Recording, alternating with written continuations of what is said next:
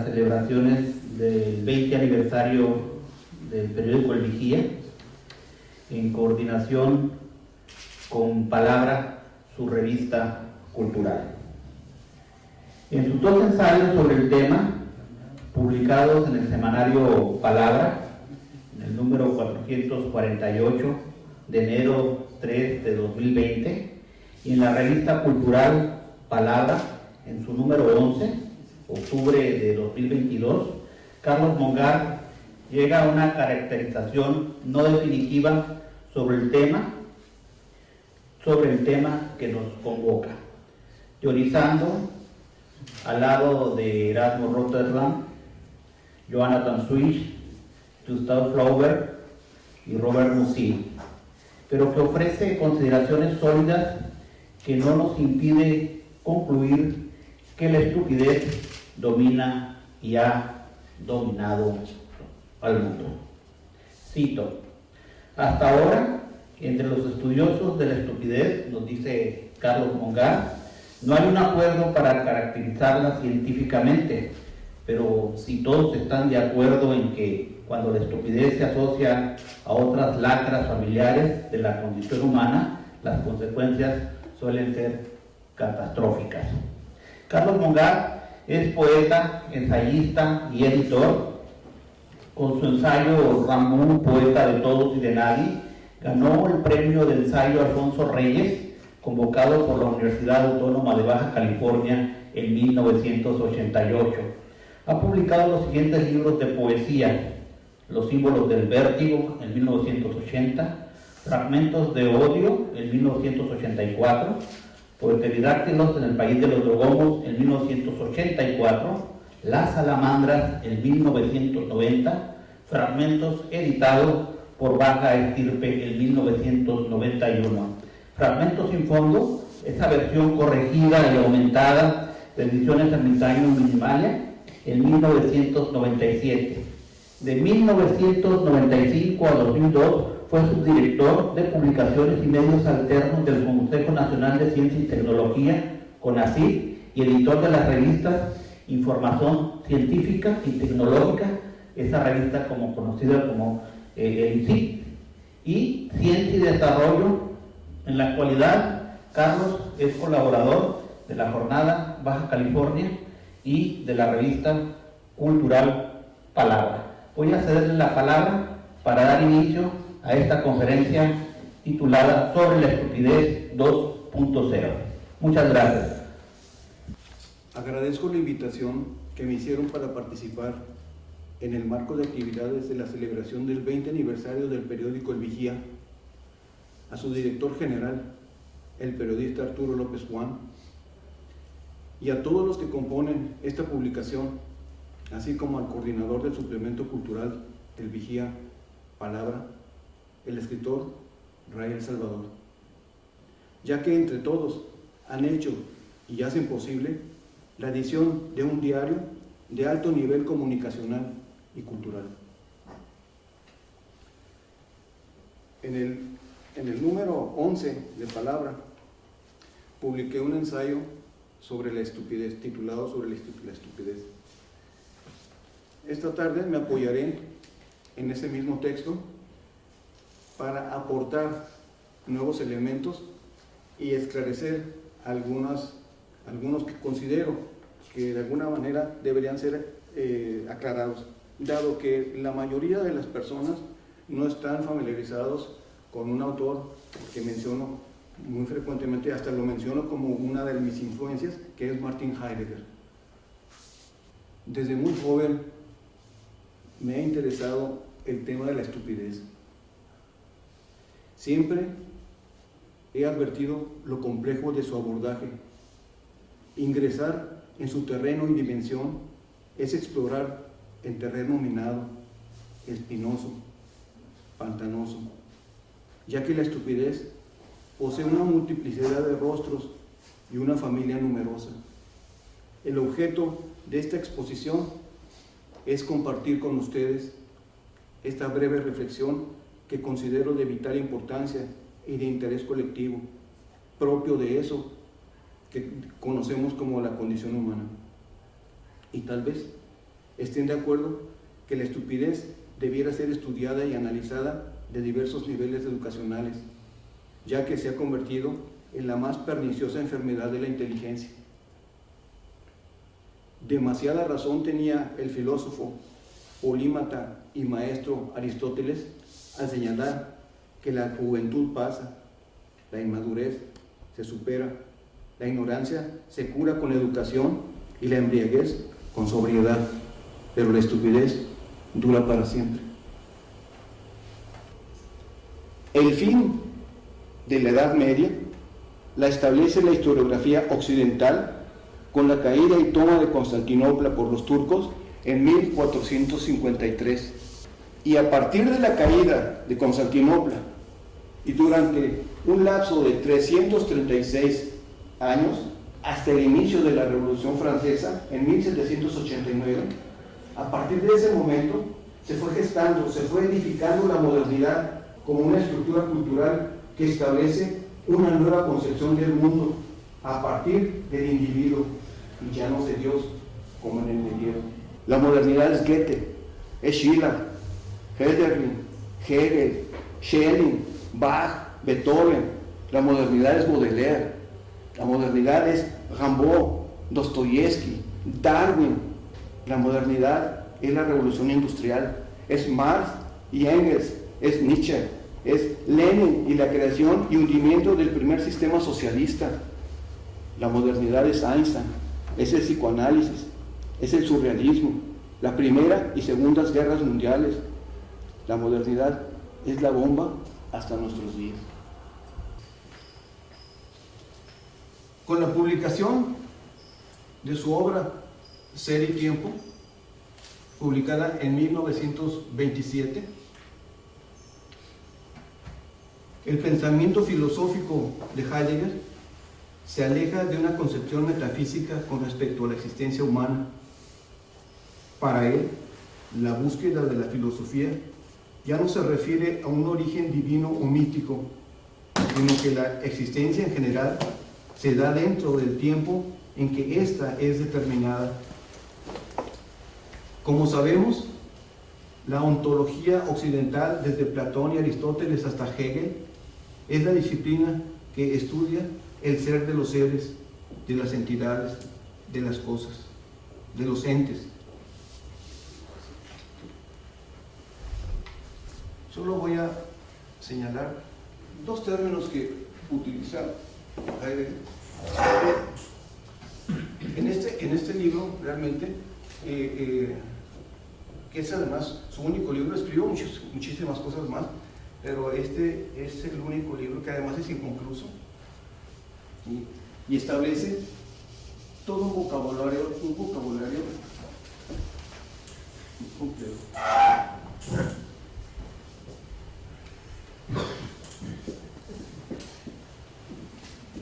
Ente o entes. ¿Sí?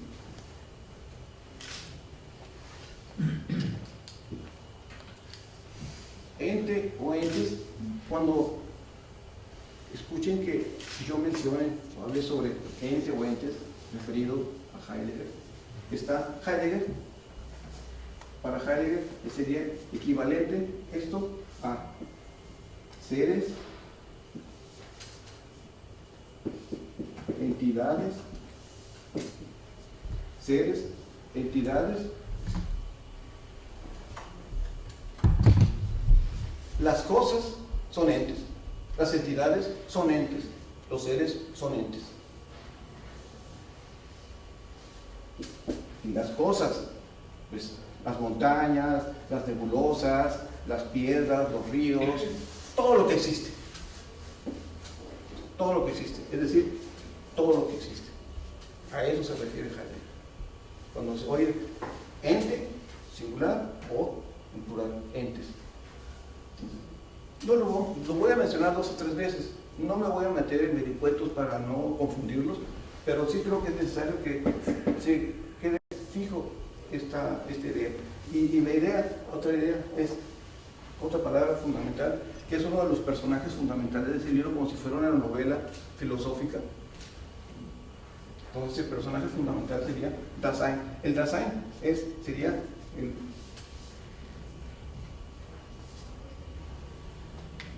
el hombre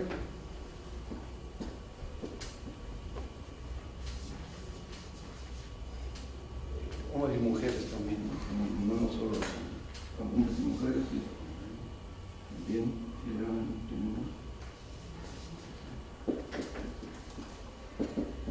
hombres, individuos, sujetos, todo lo que existe son entes. Somos entes nosotros también, pero somos un ente muy especial.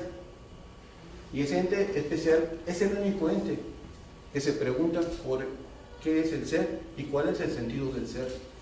Este libro está escrito única, exclusivamente, para indagar, o sea, está en función de una pregunta: ¿qué es el ser? ¿Qué es el ser? ¿Y cuál es el sentido del ser?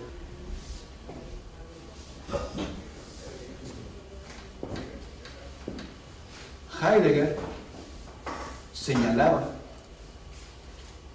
que todas las personas creen saber qué dicen cuando se menciona el ser. Pero esto no es así, en realidad no es así, por lo que hay que volver a plantear la pregunta por el ser. Heidegger consideraba que tres prejuicios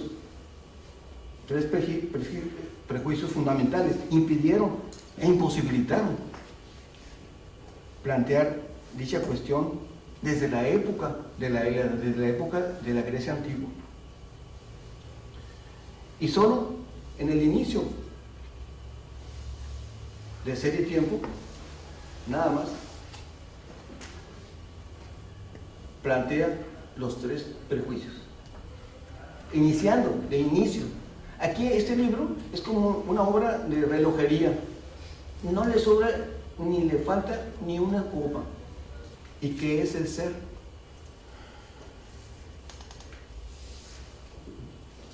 Si dijimos que, acabamos de decir que es indefinible, no se puede definir, ¿no? Que está oculto, encubierto, velado. ¿Qué es el ser?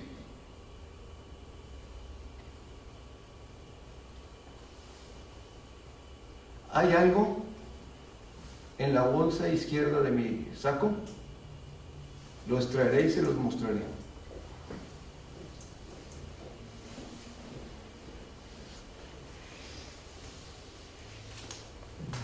Esto es una pipa.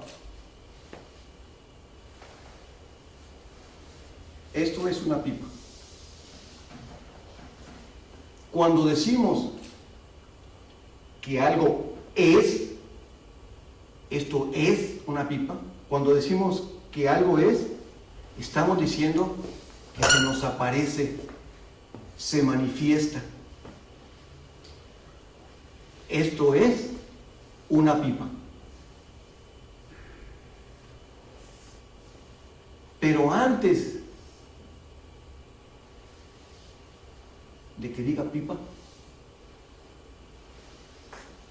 ¿qué es? La cosa, antes de que tenga significado, ¿qué es? La existencia. Bueno, pues todos sabíamos.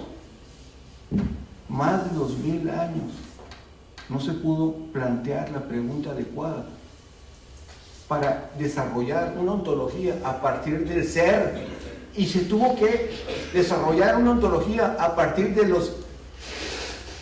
del ser, de los entes, y lo que eso implica, y todo lo que tuvo que desandar Heidegger, rebobinar la película de la historia de la filosofía hasta los griegos y reelaborar una nueva jerga filosófica, un nuevo vocabulario para poder expresar lo que tenía que expresar, muchas veces lo inexpresable. Esto es una pipa. Pero la cosa, antes de que sea, ¿lo ven? Es la existencia, la pura existencia. La pura existencia.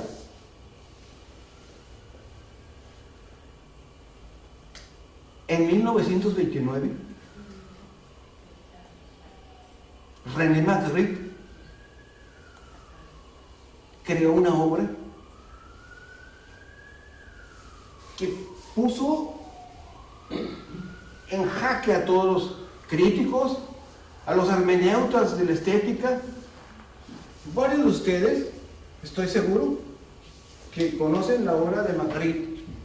Una pipa y una leyenda. Ceci n'est pas une pipe. Ceci n'est pas une pipe. Esto no es una pipa. Yo llegué y digo, esto es una pipa. Cuando decimos que algo es, ya lo sabemos, ¿no? Pero Magritte, en 1929, este se publicó en 1927. Los círculos intelectuales, los círculos europeos, las élites privilegiadas, bueno, todos de alguna forma estaban familiarizados con el texto, de alguna forma, pero está familiarizado de alguna forma, y eso no quiere decir tampoco que lo conozcan el texto, pero algo,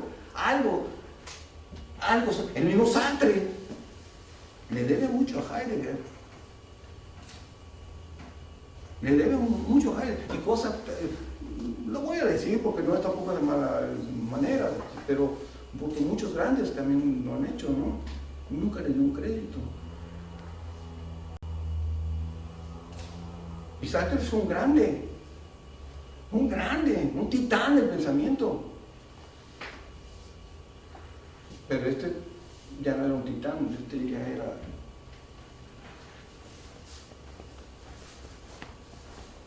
Lo estúpido es en la inmediatez. Lo estúpido es en lo instantáneo. Y lo que después hacemos es caracterizarlo, pero en el pasado, pero ya caracterizado, y por eso ya no es lo que es. Entonces, ¿qué es? Finalmente lo acabamos únicamente, lo definimos mimetizado con lo que yo considero sus hermanas, generalmente mimetizado con envidia, vanidad, hipocresía, simulación, lascivia, todo eso. Eso que indicamos, eso es estúpido. Pero a pesar de que decimos que eso es estúpido, y deja de ser, cuando definimos eso es estúpido y deja de ser, tampoco podemos llegar a deducir que eso ya no existe o que algo sucedió. Lo estúpido está ahí.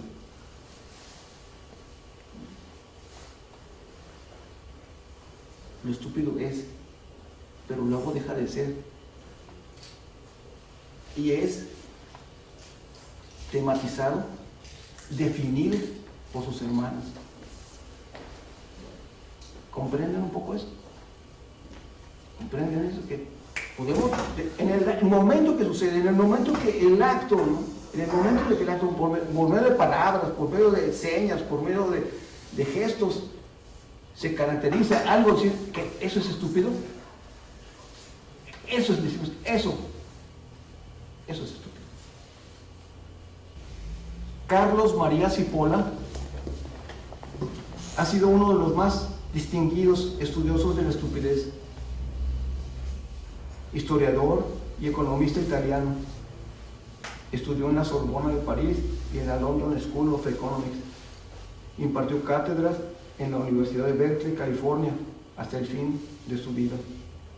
Entre sus obras destacan varias obras, pero la obra fundamental de es Allegro ma non troppo. Es la obra más conocida de Cipolla porque en ella formula su famosa teoría de la estupidez. Y de manera breve, para ya no fastidiarlos, señalaré las leyes esenciales de la estupidez de Carlos Cipolla. Primera ley: Siempre e inevitablemente, cada uno de nosotros subestima el número de individuos estúpidos que circulan por el mundo. Vista superficialmente, esta declaración parece insustancial, pero analizándola más a fondo, apreciamos que individuos que uno que ha calificado de inteligentes resultan ser estúpidos e irrefutables. Segunda ley. La probabilidad de que una persona sea estúpida es independientemente de cualquier otra característica de esa persona. Es decir, se es estúpido independientemente del género, raza, credo, sexo, color, etnia, cultura, posición social o nivel escolar. Tercera ley. Una persona estúpida es aquella que causa daño a otra persona o grupos de individuos sin obtener ningún provecho para sí misma o incluso provocándose perjuicio personal. Los estúpidos son nefastos e inseguros por irracionales. A las personas inteligentes les resulta difícil entender una conducta estúpida, porque dicha conducta no puede preverse. No hay defensa contra el ataque de un estúpido y ante él se está siempre completamente desarmado. Por eso, cuando uno molesto con alguien, le desea lo peor diciendo: entre estúpidos te veas. Cuarta ley. Las personas no estúpidas siempre subestiman el potencial nocivo de las personas estúpidas. Los no estúpidos constantemente olvidan que en cualquier momento, lugar y circunstancia, asociarse con un individuo estúpido constituye invariablemente un error costoso. Quinta ley y última. Una persona estúpida es el tipo de persona más peligrosa que pueda existir. Me horroriza pensar en quienes toman las decisiones que dirigen el rumbo de nuestras vidas en nuestro planeta. ¿Cómo llegó a ser posible que entre los dedos de un puñado de reverendos estúpidos se encuentre el botón del juicio final? Cuidado con los estúpidos cuando toman la iniciativa, y para decirlo con una expresión muy a la mexicana, cuidado con los pendejos con iniciativa. Siempre es de agradecer la pasividad de un pendejo. Dice el adagio que un pendejo callado o pasivo es oro molido. ¿Será pendejo sinónimo de estúpido? Veamos. El reducido, chato, insuficiente, mezquino, liliputiense Larousse y el ambiguo y obsoleto diccionario de la Real Academia afirman, para desconcierto de los mexicanos, que el pendejo es un hombre pusilánime y cobarde. Sin embargo, en México, el pendejo es un estúpido, un ñoño, un botarate, un soquete, el que se pasa de tonto, alguien que creyéndose muy listo, presupone y exhibe su pendejez.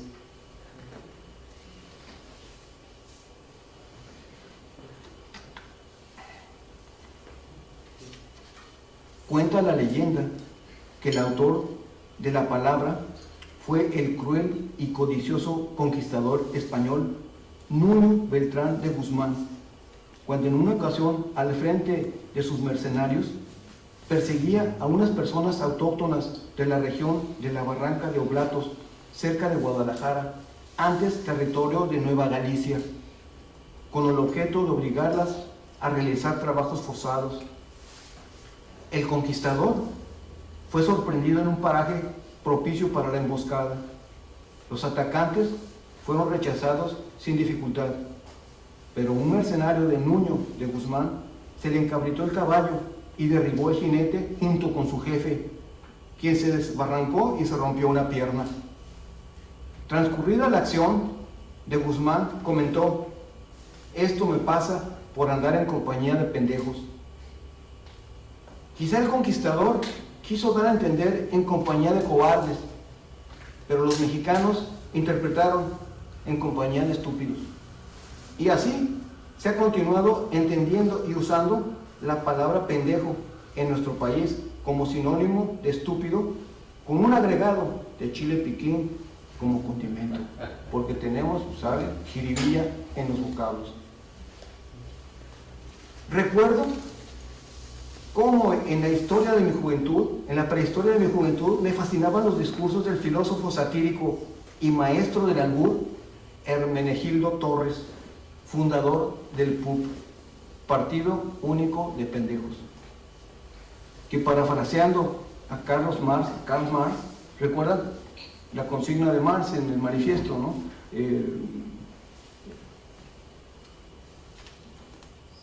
Proletarios del mundo unidos. Bueno, pues Hermenegildo Torres lanzó su consigna diciendo: pendejos del mundo unidos. Y ni falta que hacía, porque Dios los hace y ellos se juntan. Quizá, de acuerdo a dicha consigna, las metas del PUB eran por un pendejo mejor y por la dignificación de los pendejos. El sarcástico y humorista Torres elaboró una concienzuda clasificación de pendejos que por cuestión de tiempo no enunciaré, pero sí debo comentar algo también que no se ha comentado casi. Bueno, yo nunca he oído a nadie más que por acá, entre bambalinas. Hermenegildo Torres sí elaboró una concienzuda clasificación de los pendejos. ¿Y qué creen ustedes? Que se publicó, y se publicó nada menos por Armando Jiménez en Picardías Mexicanas, y no tiene ni un solo crédito. Y esa edición además fue prologada por Octavio Paz. Octavio Paz no tiene la culpa de esto, ¿no? Sino que Armando Jiménez, o sea, como buen bucanero, por un lado, o sea, ni menciona a Hermenegildo Torres, ¿no? El sarcástico y humorista Torres elaboró una concienzuda clasificación de los pendejos, pues cuestiones, no la voy a... Ya creo que ya llevamos no sé qué tiempo, ¿no? Permítame recordar aquella iniciativa que deberíamos reactivar ahora que vivimos tan ansiados momentos de dimensiones planetarias. Es decir, edificar un monumento al pendejo desconocido, como símbolo y homenaje de los pendejos del mundo, y que llevara en su base, como quería Hermenegildo Torres, la siguiente leyenda: caras vemos, pendejos no sabemos. Gracias.